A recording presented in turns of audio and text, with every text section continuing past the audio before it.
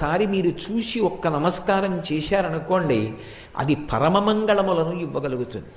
రెండు, హనుమ యొక్క ఉపాసనలో ఉన్నటువంటి అత్యద్భుతమైన విషయం, ప్రతిరోజు హనుమ యొక్క ముఖాన్ని ఎవరు చూస్తారో, ఎవరు ఆయనకి నమస్కారం చేస్తారో అటువంటి వారి యొక్క అజ్ఞానము తొలగిపోతుంది.